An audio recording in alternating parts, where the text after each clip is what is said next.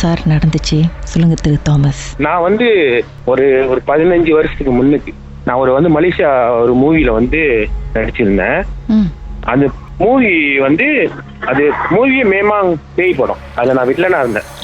இப்ப அந்த படம் பேர் கண்கள். அது அந்த படம்னாவே எல்லாத்துக்கும் தெரியும், கண்கள். ஆனா அந்த படம் இந்த ப்ராப்ளம்னாலே அது படம் வெளியாமே போச்சு. அது என்னன்னா, அப்ப அதுல என்ன வில்லனா இது பண்ணியிருந்தாங்க. அப்ப இந்த பந்திங் ஏரியால சில பேர் உண்மையாலும் சண்டை கத்துக்கிட்டவங்க, சிலம்பம் காத்துனா எல்லாத்துக்கும் தெரியும். அவங்களோட பையனுங்களாம் அது எனக்கும் ஃப்ரெண்டு. இப்ப எல்லாம் படம் நடிக்க ஆரம்பிச்சோம். படம் போய்கிட்டு இருந்துச்சு, ஒரு பாதி கட்டத்துக்கு படம் போய்கிட்டு இருந்துச்சு. அப்ப அந்த பேய் படம்னாவே தெரியும், அது நம்ம காட்டு உள்ளுக்கு எடுக்கணும், டொரியாங்காட்டுக்குள்ள எடுக்கணும். அப்ப அது பயங்கரமா தான் எடுக்கணும் அப்படின்ட்டு. அப்ப ஹீரோயினை வச்சு நம்ம காட்டுல நம்ம அந்த படத்தை எடுக்கும் போது ஜெனரேட்லாம் ஆட்டோமேட்டிக்கா லைட் எல்லாம் அடைஞ்சிருச்சு. நாங்க சிரம்பான் ஒரு டொரியாங்காட்டு ஒரு 400,000 ஏக்கர் காட்டு மத்தியில உள்ளுக்கு போய் அந்த வீடியோ எடுத்தோம். டைம் ஒரு 9 o'clock போல இருக்கும். அப்ப அந்த பேய் அந்த ஹீரோயினா நடிச்சவங்க இப்ப மலேசியால டத்தினா இருக்காங்க. அவங்க அந்த பேய் கெட்டப்ல அவங்க நடிச்சுக்கிட்டு இருக்கும் போது ஜெனரேட்டர்லாம் நின்றுச்சு. என்னன்னா எல்லாத்துக்கும் கொஞ்சம் ஒரு பயமா தான் இருந்துச்சு. நம்ம இருந்த இடமே டொரியா காடு, எல்லாம் காடு. நார்மலாவே டொரியா காடுனாவே அந்த பேயோட இது கரைச்சின ப்ராப்ளம் இருக்குன்னுவாங்க. அப்ப மனசு கருக்குன்னு பட்டு அன்னைக்கு ஆரம்பிச்சதுக்கிட்டா ஜெனரேட்டர் நின்னா கேட்டா திருப்பி நாங்க அப்படி இப்படி ஸ்டாப் பண்ணி 1 hour 2 hour ஜெனரேட்டர் சரியா ஸ்டார்ட் பண்ணல. டேரக்டர் சொல்லிட்டா மறுநாள் திருப்பி நம்ம வாங்க, நம்ம வேற இடத்துல போய் எடுக்கலாம். அந்த இடத்த மாத்திட்டு வேற. ஆனா அன்னைக்கு டைரக்டருக்கு தெரிஞ்சிருக்கு அங்க சம்திங் இருக்குன்னு அவருக்கு தெரிஞ்சிச்சு. ஆனா அவர் எங்கிட்ட இன்ஃபார்ம் பண்ணல, நாங்க பயந்துருவோம். அப்ப மறுநாள் என்ன பண்ணாங்க, முறைப்புல அது அந்த அவங்க இங்கிட்ட ஒரு ஷூட்டிங் எடுப்புன்னு சொல்லி ஹீரோயினை அந்த டைரக்டர்ல வீடியோ படம் எடுத்துக்கிட்டு இருக்கும் போது டைரக்டர் எப்போதும் கைப்பிடிச்சா அவங்க பேய் நடக்கிற போது அந்த டைரக்டர் அந்த வீடியோ ஷூட்டிங் எடுப்பாங்க ஸ்டாண்ட் வச்சு. ஆனா டைரக்டர் கை வைக்காம ஆட்டோமேட்டிக்கா அவங்க நடந்து போகும்போது அந்த பேய் அந்த கேமரா ஆட்டோமேட்டிக்கா அவங்கள திரும்பி ஃபாலோ பண்ணுது, திரும்புது. இவர் கை வைக்காம இவர் டைரக்டர் அதை பாத்துக்கிட்டு இருக்காரு. அதை கூட உள்ளவங்க 2-3 பேர் பார்த்து பயந்துட்டாங்க. ஆனா டைரக்டர் இன்ஃபார்ம் பண்ணிட்டாரு, யார்ட்டும் இன்ஃபார்ம் பண்ணாதீங்க, முதல் காட்சி எடுத்து முடிப்பண்ணு. அவர் கேமரா ஆட்டோமேட்டிக்கா இவங்க நடக்க கேமராவும் திரும்புது. ஒரு 5 or 6 மணி போல இந்த ஷூட்டிங் எடுத்தோம். இப்ப மூவ் பண்ணிச்சுன்னு சொன்னீங்களா, என்னது கேமரா மூவ் பண்ணிச்சா சொந்தமாவே? கேமரா நம்ம ஸ்டாண்ட் வச்சுதான் அந்த கேமரா வச்சு நம்ம கையில தான் திருப்பணும். இப்ப கிட்ட ஆள் நடக்கிறாங்கன்னா கேமரா அங்கிட்டு இங்கிட்டு கையில தான் திருப்பணும் ஒரு ஸ்டாண்ட் வச்சு. ஆனா ஷூட்டிங் செல்லும் போது ஆட்டோமேட்டிக்கா கேமரா அவங்க எங்கெல்லாம் போறாங்களோ கேமரா அங்கிட்டு இங்கிட்டு திரும்புது, அவங்கள ஃபாலோ பண்ணுது. கேமரா பின்னால நடந்து போல அந்த கேமரா ஸ்டாண்ட்ல இருந்து திரும்புது. ரைட் அண்ட் லெஃப்ட் அவங்க எங்கிட்டலாம் போற மூவ் பண்றாங்களோ அங்க திரும்புது. ஆனா இவர் டைரக்டர் அதையும் கண்டினியூ பண்ணி இவர் மெனுவலாவே திருப்பி எடுத்து, ஆனா சொல்லல. கூட உள்ளவங்க 2-3 பேரை பார்த்துட்டாங்க, அதையும் சொல்லல. என்கிட்ட கடைசி நாள் தான் இன்ஃபார்ம் பண்ணாரு.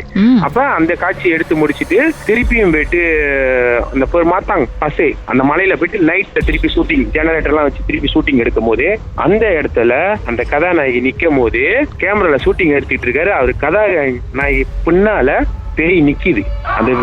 அந்த வீடியோல லைஃபா அது நிக்குது. அந்த நேரத்துல கூட அந்த கதாநாயகி கிட்ட இவர் சொல்லவே இல்லை, டைரக்டர் எங்ககிட்டயும் சொல்லல. நான் ஜஸ்ட் ஃபாலோ தான் பண்றேன். என்னோட ஷூட்டிங்லாம் சண்டை காட்சி மட்டும் தான். ஆனா இந்த வீடியோ எடுக்கும் போதெல்லாம் நான் அதை ஃபாலோ பண்ணிட்டு இருக்கேன். சும்மா ஜஸ்ட் அவங்க ஃபாலோ பண்றேன். அப்ப எடுத்து முடிச்சுட்டு அன்னைக்கு இன்ஃபார்ம் பண்ணாரு டைரக்டர். அந்த வீடியோ காட்டினாரு எங்ககிட்ட லைஃபா எல்லாத்துக்கிட்டையும். முதல் நாள் சொன்னாரு கேமரால அது திரும்புறது அவர் சொன்னது தான். எங்களால அது பாக்கல, ஆனா கூட உள்ளவங்க பார்த்தேன்னு சொன்னாங்க. ஆனா 2வது நாள் மாத்தாமசில எடுக்கும் போது கதாநாயகி என்ன கெட்டப்ல இருக்காங்களோ அதை விட பயங்கர கெட்டப்பா முன்னாள் நிக்குது. கதாநாயகி அவங்க பேய் வயசுல நிக்கிறாங்க. ஒரிஜினல் பேய் அவங்களுக்கு முன்னால நிக்குது அவ்வளவு பெரிய உருவத்துல. இப்ப நான் சொல்லும் போதே உடம்பு சிலுக்குது. அந்த காட்சியை நான் பார்க்கும் போது அது சொல்லும் போது தெரியல, பார்க்கும் போது பயங்கரமா இருந்துச்சு. அப்ப அதுக்கு எல்லாம் பயம் எடுத்துருச்சு. ஆனா டைரக்டர் சொன்னாரு நீங்க இதை பத்தி இதுக்கு பயப்பட வேணான்னு. அதுக்கு அங்கிட்டு தான் கீதா ஒன்னும் பயங்கரமா ஆரம்பிச்சிச்சு லைஃபா எங்க லைஃப்ல. நாங்க என்ன பண்ணோம், அதுக்காங்கிட்டு இந்த ஷூட்டிங் எல்லாம் முடிஞ்சு இப்ப நார்மலா சண்டை காட்சி ஓடல. சண்டை காட்சி ஓடும் போது நார்மலா இந்த கோயில் அங்கங்க ஒரு இடத்துல இந்த சண்டை காட்சி எல்லாம் நடக்கும் போது அங்க ஒரு சம்திங் நடந்துச்சு. என்ன நடந்துச்சுன்னா டைரக்டரோட மாமன் அங்க அவரு ஜஸ்ட் அவங்க டைரக்டர் கூட தான் ஃபாலோ ஆகுமாவன். அவரு வித்தியாசமெல்லாம் செய்ய ஆரம்பிச்சாரு. சொந்தமா அங்க பாக்குறது, சொந்தமா பேசுறது, அங்கேயே சம்திங் ஆயிடுச்சு. டைரக்டர் சொல்லிட்டாரு படத்தை ஒரு 2-3 வாரம் நம்ம தள்ளி போடலாம், கொஞ்சம் ப்ராப்ளம் நடந்துகிட்டு இருக்குன்னு. அப்ப நாங்களும் அந்த கடையில போய் ஷேர் பண்ணி சாப்பிட போவோம். அந்த டைம் நான் சாப்பிட போகும்போது என்னோட பைக் ஆட்டோமேட்டிக்கா ஸ்டார்டர்ல வச்சிருந்த பைக் ஆட்டோமேட்டிக்கா நான் உட்காந்துக்குவேன் கேர் போட்டு கடவுளுக்கு பூந்துருச்சு. அதே சொந்தமா முறுக்கி கடவுளுக்கு பூந்துருச்சு. அந்த நேரத்துல கடவுளுக்கு உளுந்து அதை நாங்க பிரேக் வச்சு நான் கண்ட்ரோல் பண்ணி கடையில எல்லாம் கேட்கறாங்க என்ன ஆச்சுன்னு. நான் சொன்னா நான் எதுவுமே செய்யல, ஜஸ்ட் மோட்டரை பார்க்கிங் பண்ணி இறங்க பார்த்தா இது ஆட்டோமேட்டிக்கா இப்படி பண்ணி எண்ணெய் முறுக்கி பூந்துருச்சுன்னு. அப்ப இதுக்குள்ளேயே எங்களுக்குள்ளேயே கொஞ்சம் பயம் எடுத்து கொஞ்சம் ஓட ஆரம்பிச்சிச்சு. அதுக்கப்புறம் ஒரு 2 நாள் கழிச்சு நான் தான் வில்ல, அதுல வில்ல என் கூட என் பேக்கப்ல பண்ணா வில்லனா இருந்தவங்க 2 பேரு. மறுநாள் அவங்களுக்குள்ளேயே ஏதோ மன ஒருத்த வந்து நல்லா அண்ணன் தம்பி நட்பா இருந்தாங்க. அது இந்த பந்தி நிலை எல்லாத்துக்கும் தெரியும், இந்த இறந்த விஷயம் தெரியும். அவங்களுக்குள்ளேயே என்னமோ ஆகி கூட அவங்களுக்கு எதுவும் பேசி அவங்களுக்கு வாயு வசந்த வந்து அவரு இது இடையில பெரிய இஷ்யூவா இருந்துச்சு. ஒரு 15 வருஷம் முன்னாடி அவரு ஸ்கூட்டர் எடுத்து நெஞ்சில குத்தி இவர் செத்துட்டாரு, இவர் கல் எடுத்து அவர் அடிச்சு 2 பேரும் இறந்துட்டாங்க. ஐயோ சார், அப்படி ஒரு நிமிஷம் இருங்க. என்ன சார் என்னென்னமோ சொல்றீங்க?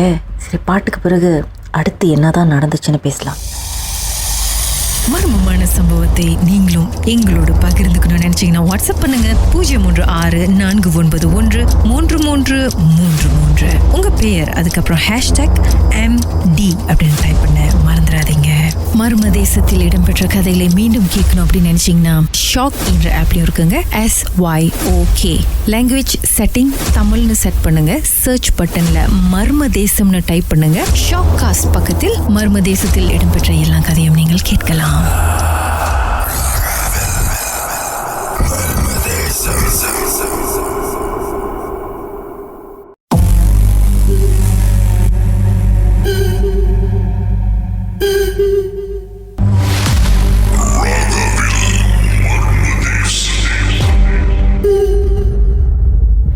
பதினஞ்சு வருஷத்துக்கு முன்பு திரு தாமஸ்க்கு நடந்த ஒரு சம்பவத்தை தான் நம்மோடு பகிர்ந்துகிட்டு இருக்காரு.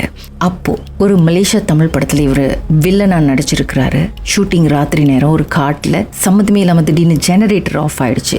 Shooting cancel. மறுநாள் பார்த்தாக்கா அந்த பக்கம் கதாநாயகி நடிச்சுக்கிட்டு இருக்காங்க, இங்கேயும் மூவ் பண்ணிட்டு இருக்காங்க. கேமரா ஸ்டாண்ட்ல இருந்த கேமரா சொந்தமாவே நகர்ந்திருக்கு, திரும்பி இருக்கு. அதாவது டிஓபி கையை வைக்காமலே கேமரா டொயின்னு திரும்பி இருக்கு. இன்னொரு சம்பவம், கதாநாயகி நம்ம கீதாஞ்சலி பேய் வேஷம் போட்டு நடிச்சுக்கிட்டு இருக்காங்க. அந்த நேரத்துல அவங்களுக்கு பின்னாடி இன்னொரு உருவம் நிக்குது. இதையும் கேமரால கேப்சர் பண்ணியிருக்காங்க. ஷூட்டிங் முடிஞ்சு அந்த வீடியோ அந்த காட்சியை பார்த்துருக்காங்க. அதுக்கப்புறம் திரு தாமஸ் விபத்துக்குள்ளாயிருக்காரு. அது மட்டும் இல்லாம அந்த இயக்குனருடைய மகன் அடிக்கடி ஷூட்டிங் ஸ்பாட்க்கு வருவாரு. அவரு வந்து கொஞ்சம் வித்தியாசமா வியர்ட்டா பிஹேவ் பண்ண ஆரம்பிச்சிருக்கிறாரு. அப்புறம் ஒரு நாள் ஷூட்டிங் முடிஞ்ச எல்லாரும் ஸ்டால்ல உட்காந்துருக்கும் போது திரு தாமஸ் பைக்கை விட்டு இறங்கும் பொழுது திடீர்னு பைக் முறுக்கி அங்க இன்னொரு விபத்து. அது மட்டும் இல்லாம இன்னொரு நாள் எல்லாரும் ஷூட் சமயத்துல சாப்பிட்டுட்டு இருக்கும் பொழுது அந்த படத்துல நடித்த 2 பேர், இன்னொரு 2 பேர் அந்யூன்யமா ரொம்ப க்ளோஸா இருந்த 2 பேர் வாய் சண்டை கை சண்டை வந்து அடிச்சுக்கிட்டு அதே இடத்துல ஸ்பாட்ல இருந்துட்டாங்க. அது மட்டும் இல்லாம அந்த இயக்குனருடைய மகன் கொஞ்சம் வியர்டா வித்தியாசமா பிஹேவ் பண்ண ஆரம்பிச்சார்ல, அவர் வந்து நான் சாவ போறேன்னு வீட்டுல அவரு ஒரு பக்கம். இந்த மாதிரி புரியாத புதிர் பல குழப்பங்கள், எத்தனையோ ஷாக்கிங்கான சம்பவம். அதுக்கப்புறம் சொல்லுங்க திரு தாமஸ், என்னதான் ஆச்சு? இறந்தானே அது டைரக்டர் லைஃபா சொல்லிட்டாரு. இது இந்த சேட்டை தான் அந்த கட்டத்துல இவங்க இறந்த கட்டத்துல வீட்டுல அவங்க டைரக்டர் இடமாவ நான் சாவ போறேன் நான் இதை நான் செய்ய போறேன், என்ன என்னமோ பண்ணுது பேய், நான் சாவ போறேன்னு சொல்ல அப்ப டைரக்டர் சொல்லிட்டாரு இது சரியா வரல, இந்த படத்தை நம்ம செய்வேனான்னு சொல்லி கீதா மறுநாளே அவங்க மாமா ரூம்ல தூக்கு மாட்டி இறந்துட்டாரு. நான் சாவ போறேன்னு சொல்லி அவரு சொல்லும் போதே சிரிக்குது. அது உண்மையில ஒரு டாஷாடான இது. அவருக்கு என்ன வயசு மகனுக்கு? 19 ஒரு 18 தான் இருக்கும். அதுக்கப்புறம் அந்த படத்தையே நிப்பாட்டி இந்த படம் வேணாம், இனிமேல் இது எடுக்கவே வேணும்னு அதோட அந்த படமே வேணும் ஆயிடுச்சு. போய் இங்கேயும் போய் பார்க்கலையா சார், என்னதான் பிரச்சனை, என்னதான் நடந்திருக்கும் அப்படின்ட்டுன்னு? மேபி டைரக்டர் போய் பார்த்துருப்பாரு. அதை பத்தி நானும் அதை ரொம்ப கேட்கல. அந்த இடத்துல வருஷலா இறப்பு 3 இறப்பு கீதா. நான் மோட்டர் கடவுளுக்கு பூந்தோம்னா 2வது அடிப்பட்ட, 3வது ஹீரோ, அந்த படத்தோட ஹீரோவும் அடிப்பட்டாரு.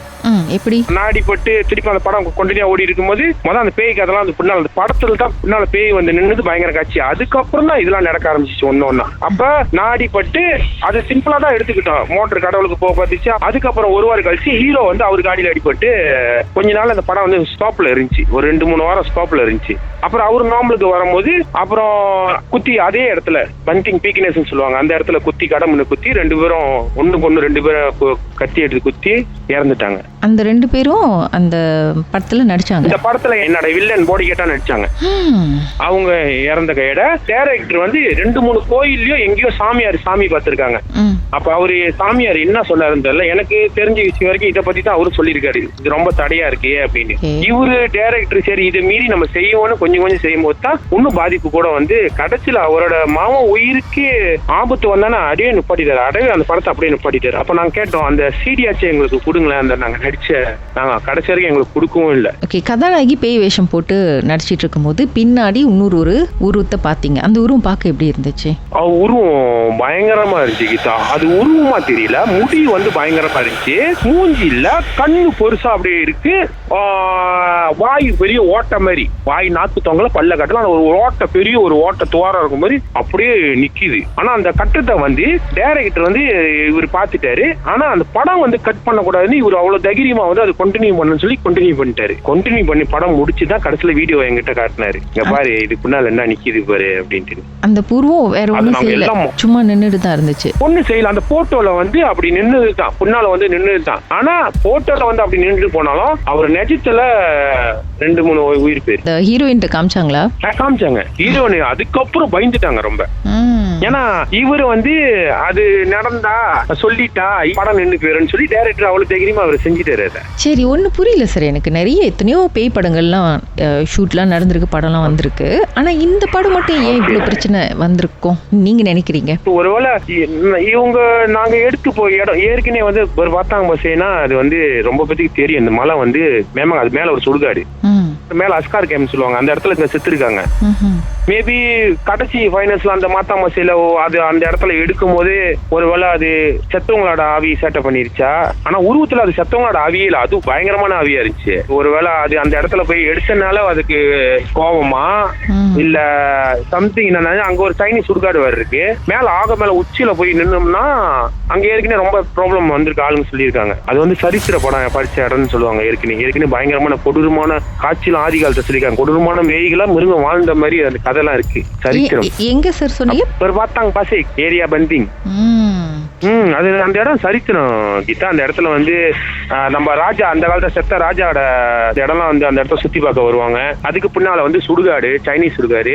அதுக்கு ஆக மேல அந்த மலையில ஆக மேல ஏறனா அஸ்கார். முன்ன இப்பதான் இந்த இடையில ஒரு 2-3 வருஷமா அது வந்து அடைச்சிட்டாங்க. அதுக்கு முன்ன வந்து அது ஒரு ஜெயிலு. அந்த இடத்துலலாம் டெரரிஸ்ட் எல்லாம் செத்து போயிருக்காங்கன்னு சொல்லியிருக்காங்க. மேல அஸ்கார் கேம்ப் சொல்லுவாங்க. ஆக மேல வந்து அது கேம்ப். அந்த இடத்துல யாரும் உள்ளுக்கு போக முடியாது. இப்ப இட காலத்துல ஒரு 3 வருஷமா அடைச்சிட்டாங்க. அது பயங்கர சரித்திர படைச்ச இடம்லாம் இருக்கு. ஒரு சேட்டைகள் ஒருவேளை மேபி அதுல உள்ளது ஏதோ வந்து தெரியல கீதா. அந்த கிளிப் மட்டும் கூட வேற எங்கேயும் வரல. பேய் வந்துச்சுல அந்த ஒரு கட்டத்துல, ரியல் பேய். அது அந்த டைரக்டர் மட்டும் தான் இருக்கு கீதா. அதோட இன்ன வரைக்கும் அவர் வச்சிருக்கலாம், இல்ல என்ன பண்ணிருப்பாருன்னு தெரியல.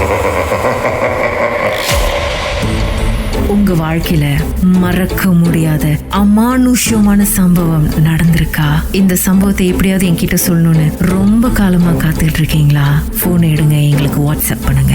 016-491-3333. உங்க பெயர் அதுக்கப்புறம் #MD அப்படின்னு டைப் பண்ண மறந்துடாதீங்க. கடந்த வாரங்களின் கதைகளை மீண்டும் நீங்கள் கேட்கணுமா? ஷாக் ஆப் வாயிலா கேட்கலாம். SYOK செட்டிங்ஸ் லாங்குவேஜ் தமிழ்னு செலக்ட் பண்ணுங்க. சர்ச் ஐகான்ல மர்மதேசம் அதுக்கப்புறம் ஷாக் காஸ்ட்னு கிளிக் பண்ணா எல்லா கதையும் அங்கதாங்க இருக்கு.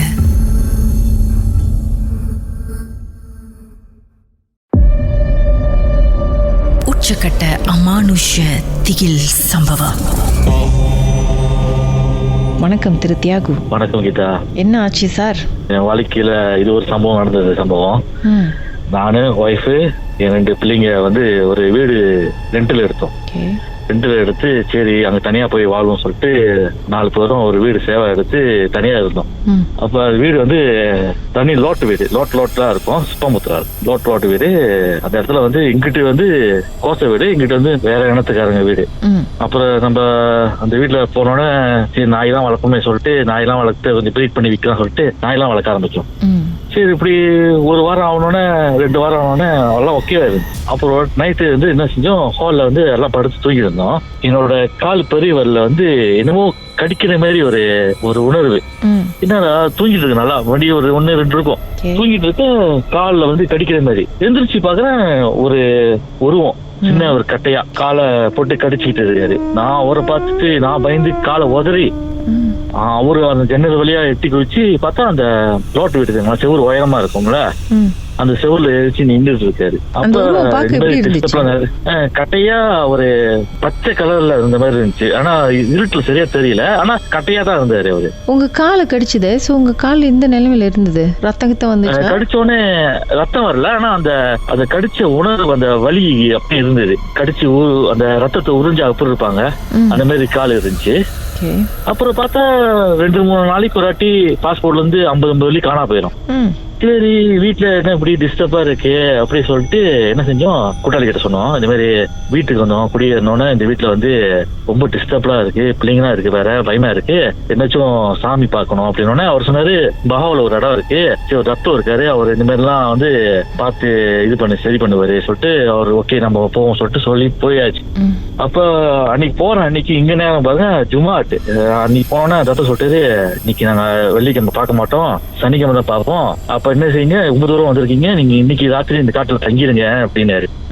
சரி போயிட்டு பஹாவுல டவுன்ல போய் சாப்பிட்டு சரி அந்த கம்பத்துக்குள்ளுக்கு வந்து அங்கேயே தங்கிட்டோம். அவர் சொன்னாரு என் வீடு பின்னாடி தான் அந்த வீடு, அந்த வீட்டுல தங்கிருங்கன்னாரு. நாங்க 3 பேரும் அந்த வீட்டுல தங்கிட்டோம். அப்போ மணி ஒரு 7-7:30 மணிக்கு மேல இருந்தோன்னா ஒரு மச்சி வந்தாங்க, விளக்கு முடிச்சுட்டு வந்தாங்க. விளக்கு முடிச்சுட்டு வந்து இந்த வீட்டை சுத்தி எங்கேயும் போயிடாதீங்க, வெளியே என்ன சத்தம் கேட்டாலும் போயிடாதீங்க, இந்த வீட்லயே தங்கிருங்க அப்படி சொல்லிட்டு அந்த வீட்லயே தங்க சொல்லிட்டாங்க. விளக்கெல்லாம் வச்சுட்டு போயிட்டாங்க. ராத்திரி மணி ஒரு 11-12 இருக்கும் கீதா. அந்த மூங்கில் வெம்பு அந்த சத்தம், அந்த திறந்துட்டு வெளியாகிற சத்தம், அது என்னவோ பயங்கரமான சத்தம், இறைச்சல். மேலெல்லாம் ஓட்டுக்கு மேலாம் ஓடுற மேலாம் சத்தம் கேட்குது. நானு கூட்டாளி பாக்குறேன், இவரை பாக்குறாரு. இல்ல இந்த சத்தம் வந்து இங்க வந்து பாதுகாப்பு வச்சிருக்காங்க அப்படி. ராத்திரி விடிய தூங்கவே விடல. ஓ அந்த அப்பா ஒரு வயசானவங்க ஒருத்தவங்க 3 பேரு அப்படியே அந்த வீட்டை சுத்தி விளக்கு பிடிச்சிட்டு போறாங்க. நானும் உங்க கூட்டாளியும் வீட்டை விட்டு ஓடி எங்கேயாச்சும் காடி எடுத்து கிளம்பிடுவோம். நான் இன்னொருத்த சொன்னாரு வேணாம், அவங்க இங்கேயும் வெளியா வேணா, விடியிற மட்டும் இங்கேயும் இருங்க, விடிஞ்சோன்னு பார்த்துட்டு மறுநாள் சனிக்கிழமை அனுப்பி விடுறேன். நாங்கள சரி அனுப்பி விடுறேன் அப்படின்னாங்க. சரி வெயிட் பண்ணிடுவோம், என்னதான் நடக்குது சொல்லிட்டு அங்கேயே தங்கியாச்சு. விடிய 4-5 மணி மட்டும் ஒரே சத்தம் அந்த வீட்டுல, அந்த பழக வீட்டுல. விடிஞ்சி மறுநாள் சொன்னாரு அந்த ரத்தம் கிட்ட கேட்டோம், பார்த்து அதான் மந்திரிச்சு கொடுத்து அந்த வீட்டுல பக்கத்துல தான் வளர்க்குறாங்க, நீங்க ஓட்ட முடியாது, ஆனா உன் வீட்டுக்கு வர விடாம ஆக்கலாம் அப்படின்னு சொல்லிட்டு ஒரு தங்காயெல்லாம் கொடுத்துட்டாரு. அந்த கனி எல்லாம் அதிகமா பொருட்டா அந்த மாதிரி எல்லாம் செஞ்சு எல்லாம் கொடுத்தோன்னே வீட்டுக்கு எடுத்து வந்துட்டேன். அதுக்கு முன்னாடி இருங்க, அந்த சாமி பார்க்க போன இடத்துல தங்கி இருந்தப்போ 3 பேர் நடந்து போறதெல்லாம் ராத்திரில பாத்தீங்கன்னு சொன்னீங்களா? விளக்கு பிடிச்சிக்கிட்டு அந்த பழக ஓட்டையிலிருந்து பாக்குறோம். அவங்க யாரு அப்படின்னு கேட்டீங்களா இல்லையா அந்த டத்து கிட்ட? மறுநாள் கேட்டுமே அந்த மாச்சி ஒண்ணுமே சொல்லல. அந்த டாக்டர் சொன்னாரு இல்ல இங்க உள்ளவங்க தான், இங்க உள்ளவங்க ஜாகா பாக்குறவங்க, நீங்க ஒன்னும் இது பண்ணக்கூடாது அப்படின்னு சொல்லிட்டு அந்த அந்த செப்பத்த பந்து எல்லாம் இல்லைங்களா, அதெல்லாம் தொங்க விட்டுருக்காங்க. அதுக்குள்ளெல்லாம் பூந்து இன்னும் சத்தம், அந்த அதுக்குள்ளதான் சத்தம் கேக்குது. அது அந்த மூங்கில் சத்தம், மூங்கில தான் ரொம்ப விளாட்டு, அந்த அடைச்சி திறந்து அந்த அன்னைக்கு நைட்டு கேட்டீங்களா? ஏன் இவ்வளவு கொஞ்சம் பயங்கரமா இருந்தது, ராத்திரிலாம் தூங்க முடியல, பயமா இருந்துச்சுன்னு சொன்னீங்களா? அவங்க இன்னைக்கு நீங்க வந்த நாள் சரியில்லை, இன்னைக்கு ஜும்மாட்டினா வந்து நாங்க வந்து அவங்களுக்கு வந்து பேபாச திறந்து விட்டுருவோம், அவங்க சுதந்திரமா இருக்கிறதுனால அப்படின்னாங்க. அந்த டாக்டர் சொன்னாரு அவங்க ஜாகா பாக்குறவங்கள, அவங்க ஜாகா பாக்குறவங்க வந்து அந்த மாதிரி பாக்குறது வந்து திறந்து விட்டுருவோம் அப்படின்னு சொல்லிட்டு. ஆனா அதுக்கு முன்னுக்கு அந்தியில எங்களுக்கு தெரியாது, அவரு வந்து அத தொங்கட் பண்ணி ஏற்றிட்டு போறாரு, எங்களுக்கு தெரியாது. அவர் அப்படியே நடந்து வந்தாரு, அப்படியே கூடுக்கு முடிச்சு தான் வந்துருக்காரு. அப்புறம் தான் சொல்றாரு நான் தான் ஜலம் கூப்பிட்டு போனேன் அப்படின்றாரு. அப்புறம் வீட்டுக்கு எடுத்து வந்துட்டேன் கீதா. சரி சொல்லிட்டோன்னே அந்த டிஸ்டர்ப் எல்லாம் எதுவும் இல்லை. அப்புறம் டிஸ்டர்ப் இல்லாம அப்படியே அந்த பக்கத்துல ஒரு மலாய்க்காரங்க அந்த லேடி என்ன கொஞ்ச நாள் தான் இருந்தாங்க, ஒரு 2-3 மாசம் இறந்துட்டாங்க. என் வீடு இறந்துட்டாங்க, இங்க வீடு கோசம் 2 வீடு தள்ளி அது கோசம். அங்க உள்ளவங்க எல்லாத்தையும் அந்த இடத்துல சரி அந்த இடமே செழிப்பு இல்லாம அந்த இடமே அப்படிதான் வச்சிருந்துச்சு அந்த இடத்த. அப்படியே இருங்க சார், பாட்டுக்கு பிறகு அடுத்த கட்டம் என்ன நடந்துச்சுன்னு பேசலாம். மர்மமான சம்பவத்தை நீங்களும் எங்களோடு பகிர்ந்துக்கணும்னு நினைச்சீங்கன்னா வாட்ஸ்அப் பண்ணுங்க 036 491 3333. உங்க பெயர் அதுக்கப்புறம் #MD அப்படின்னு டைப் பண்ண மறந்துடாதீங்க. மர்ம தேசத்தில் இடம்பெற்ற கதைகளை மீண்டும் கேட்கணும் அப்படின்னு நினைச்சீங்கன்னா ஷாக் என்ற ஆப்லயும் இருக்குங்க. SYOK லாங்குவேஜ் செட்டிங் தமிழ்னு செட் பண்ணுங்க. சர்ச் பட்டன்ல மர்ம தேசம்னு டைப் பண்ணுங்க. ஷாக் காஸ்ட் பக்கத்தில் மர்ம தேசத்தில் இடம்பெற்ற எல்லா கதையும் நீங்கள் கேட்கலாம்.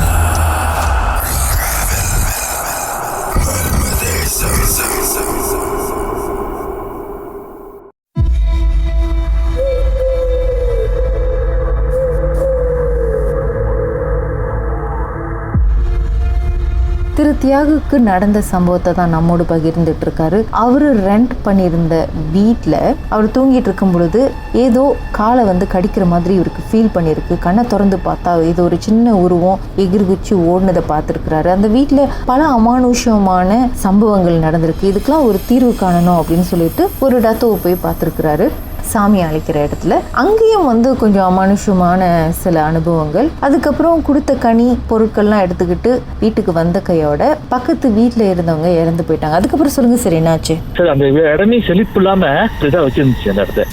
அப்ப நாங்க என்ன செஞ்சோம், ஓகே டிஸ்டர்ப் பண்ணலையே அப்படின்னு பார்த்தா அவரு பெரிய பையன் கொஞ்சம் அப்படியே எலும்பா அப்படியே சோர்ந்து போய் இருக்க ஆரம்பிச்சிட்டாரு. உங்களோட மகன்?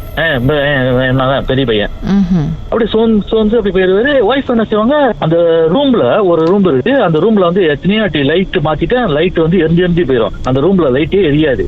சரி என்னத்துக்கு இந்த ரூம் இது பண்ணிட்டு சரி ஸ்டோர் ரூம் மாதிரி இருக்கட்டும், ஏன்னா லைட் எரிஞ்சு போயிடும் சொல்லிட்டு பார்த்தா அந்த ரூம்ல தான் அவங்க படுத்து தூங்குவாங்க. ஒய்ஃப் அந்தில ஆச்சுன்னா அப்படியே சோர்ந்து படுத்துக்குவாங்க. அந்த ரொம்ப இதாயிருச்சு. நானும் சந்தேகப்பட்டேன், சரி வேணா நம்ம செஞ்சோன்னா கொஞ்சம் ரொம்ப காட்டமாயிருச்சு போல அதுக்கு சொல்லிட்டு நாயெல்லாம் திறந்து விட ஆரம்பிச்சிட்டேன். ஒரு நாள் என்ன செஞ்சிட்டாரு, ரெண்டாவது மகன் நான் கிச்சன்ல உட்காந்துருக்கேன். அவரு நீ பார்த்த ஃபேஸ் அப்படியே இன்னும் அவரு சொல்ல முடியாம அப்படியே இன்னும் மறுட்டு அவர் கையில காசு வச்சிருந்தாரு. காசு வச்சோட டக்குன்னு வாயில போட்டு முழுங்கிட்டாரு. என்ன காசு? சிலிங் காசு. ஐயோ! நானும் ஒய்ஃபு கத்தி என்ன பண்றது தெரியாது, ஓடி போய் அவர் தலைக்கலையே குலுக்கி இது பண்ண காசு வெளியே விழுந்துருச்சு. அவரோட ஃபேஸே மாறிடுச்சு. மாறிதான் அப்படியே டக்குன்னு வாயில போட்டாரு. நான் சொல்லிக்கிட்டே டக்குன்னு வாயில போட்டாரு காசா. ஆனா அவர் நார்மலா இல்லாத மாதிரி இருந்துச்சு. அவரோட ஃபேஸே மாறிடுச்சு. நான் ஓடி போய் ஒரு இது பண்ணி எனக்கு என்ன பண்ணனே தெரியல. தலைக்கலையை போட்டு குழுக்கணும்னா காசு வெளியே விழுந்துருச்சு. அப்போ ஒய்ஃப் சொல்லி அந்த வீட்டுல நீங்க இருக்க வேணாம், நம்ம இருக்க வேணாம், நம்ம அம்மா விட்டு அப்பா வீட்டுக்கு போயிடலாம், கிளம்பலாம் சொல்லிட்டு அவங்களா எடுத்து கூட்டு வீட்டுல விட்டுட்டேன். சரி அங்க நாய் இருக்கு, கோழி எல்லாம் இருக்குன்ட்டு சரி நான் ஒண்டி போயிட்டு வர ஆரம்பிச்சுட்டா. அப்ப என்ன செஞ்சேன், சரி ரூம்லாம் ரொம்ப கோசமா தானே இருக்கு, நம்ம எல்லாம் கிளியெல்லாம் வளர்ப்போம் சொல்லிட்டு அந்த பஜ்ஜி இருக்குங்களா அதெல்லாம் ஒரு 20 கிளி கிட்ட ரூம்ல விட்டு வளர்த்துக்கிட்டு இருந்தேன். கோழி வளர்க்க ஆரம்பிச்சிட்டேன். நான் எல்லாம் கொஞ்சம் இது பண்ணிட்டு கோழி வளர்க்க ஆரம்பிச்சேன். கோழி முட்டையெல்லாம் சாப்பிடுவோம் கீதா. முட்டை இருக்கும், கரு இருக்காது, உள்ளுக்கு உடச்சி பார்த்தா வெள்ளையா கோசமா இருக்கும். காலையில வேலைக்கு போறதுக்கு முன்னுக்கு சாப்பாடு எல்லாம் போட்டு போவேன். ரூம்ல கிளியெல்லாம் இருக்கும். நைட்டு 9-10 மணிக்கு பார்ப்பேன், கிளியே காணா போயிடும் ரூம்ல. எங்கதான் போகணும்னு தெரியாது. நான் ஒய்ஃப் சொன்னேன், இந்த வீட்டுல இன்னும் இருக்கு, சரியா உட்காந்துருச்சு போலக்கு. வீடியோ கால் பண்ணி காட்டுவேன், ரூம்ல அந்த கிளியே இருக்காது கீதா. மறுநாள் பார்த்தா காலையில பார்த்தா கிளியெல்லாம் ரூம்ல இருக்கும். அந்த மாதிரி ரொம்ப ரொம்ப டிஸ்டர்ப்லாம் ரொம்ப விளாட ஆரம்பிச்சிருச்சு. அப்ப அந்த ஒரு வாட்டி என்ன செஞ்சேன், நைட்டு வேலை முடிஞ்சு வர 11:30 ஆச்சு. சரி வீட்டுக்கு வருமேன்னு அந்த நைட்டு லைட்லாம் தட்டி விட்டு சரி சாப்பாடு எல்லாம் போட்டு போமேன்னு சொல்லிட்டு வரேன். அப்பதான் பார்த்தேன் அந்த வீட்டுக்குள்ள அந்த லைட் அம்ஜி எரியுங்களா, லைட் எரியாது அந்த ரூம்பு. அந்த ரூமுக்குள்ள உட்கார்ந்து இருக்கு. என்ன ஒரு உருவம் மாதிரி ரூமுக்குள்ள உட்காந்து உங்களை உங்க காலை கடிச்சிச்சு. அதே மாதிரி உள்ள உருவமா? அதுதான் அதேதான் அந்த கடிச்சிச்சுங்களா, அதேதான் அந்த ரூம்ல இருந்திருக்கு. அப்ப சரி வேணாம் சொல்லிட்டு அந்த வீடு ரெண்டில் விட்டாரு. அவர்கிட்ட அந்த வீட்டை கொடுத்துட்டு இந்த வீட்டுல சேட்டெல்லாம் நிறைய இருக்கு, நீங்க பாத்துங்க சொல்லிட்டு வீட்டை சாவி கொடுத்துட்டு ஜாமாலாம் பீண்டா பண்ணிட்டேன். 2017 கொடுத்தேன். இது வரைக்கும் அந்த வீட்டுக்கு யாரும் போவே இல்லை கிட்டா. இடையில எனக்கு கால் பண்ணி அந்த புரோக்கர் எனக்கு போன் பண்ணி, நீ அந்த வீடை வாங்கிக்க, நீ இதெல்லாம் யாராச்சும் தத்து வச்சு அந்த ஓட்டிடு அப்படின்னு சொன்னாரு. வேணாம், அந்த ஆடியோலாம் ஒண்ணு வச்சிருக்கேன் வாட்ஸ்அப்ல. அவங்க பேசி அனுப்பலாம், என் கூட்டாளிக்கெல்லாம் தட்டி காட்டினேன், என் ஃப்ரெண்ட்ஸ் எல்லாம் வாய்ஸ் கிட்டலாம் காட்டினேன். அவங்க அந்த வீட்டுல யாரும் விற்க முடியல. சீன சாமியெல்லாம் சாமியெல்லாம் கும்பிட்டு தங்காயெல்லாம் செஞ்சாங்க. அப்பயும் அந்த வீட்டுல ஓட்ட முடியல.